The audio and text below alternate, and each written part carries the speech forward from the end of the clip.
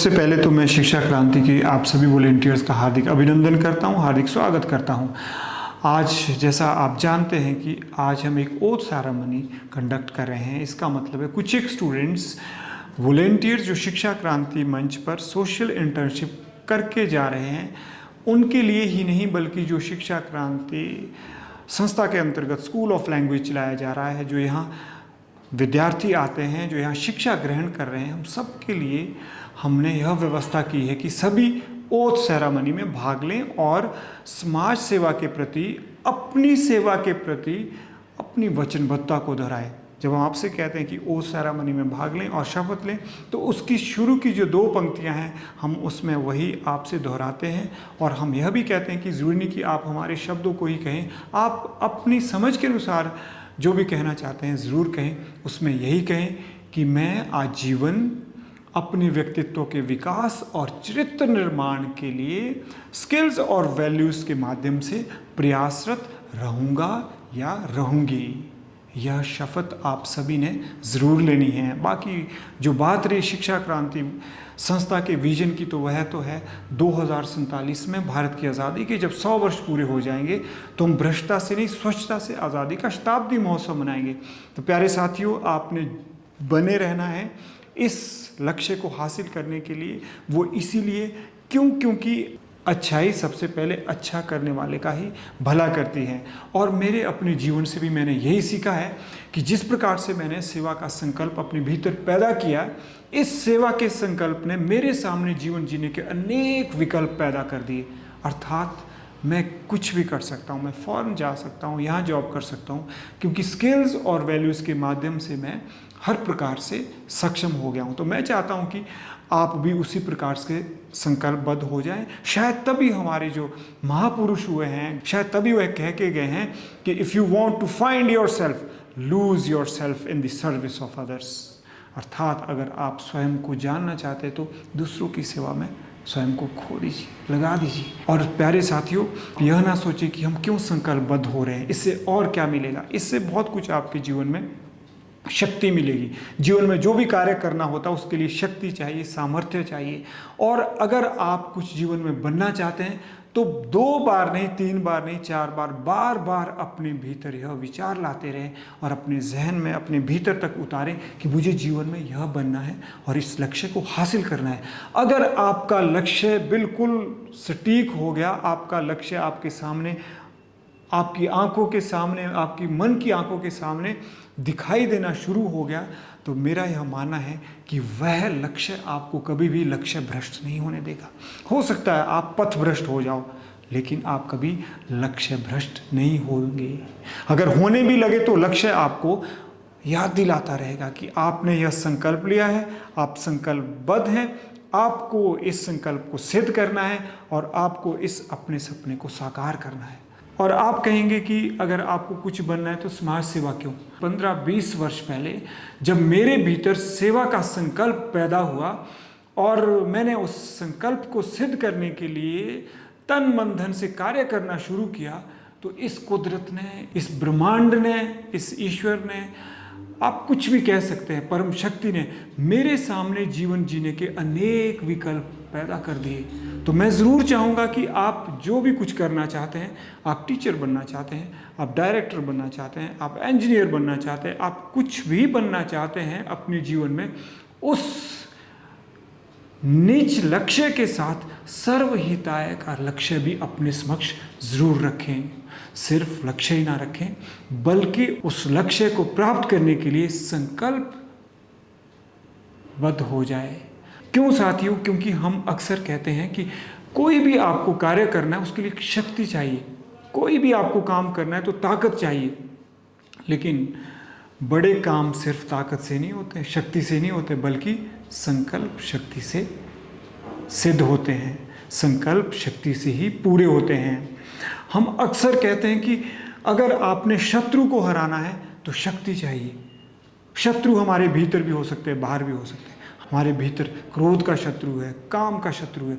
अगर हमें क्रोध रूपी शत्रु पर विजय प्राप्त करनी है तो हम में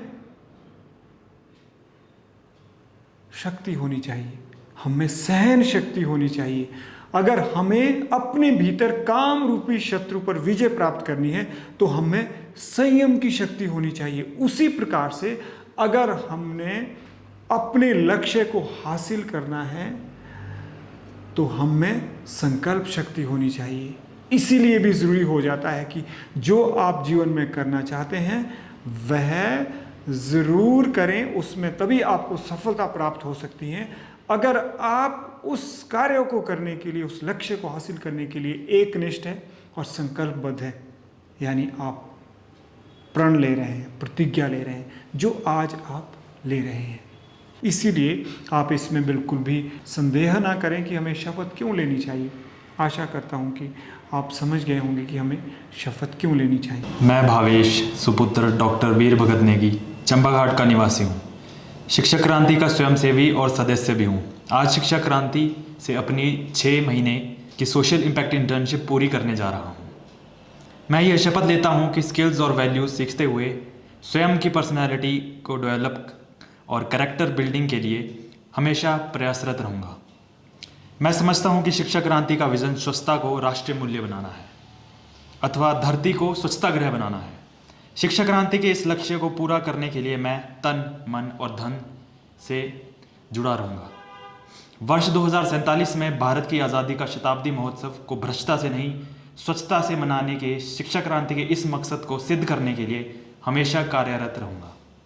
शिक्षा क्रांति द्वारा अपने विजन को हासिल करने के लिए मिशन बतौर किए जा रहे सफाई अभियान, वृक्षारोपण और समाज जैसे कार्यक्रमों में अपनी भागीदारी सुनिश्चित करता रहूँगा।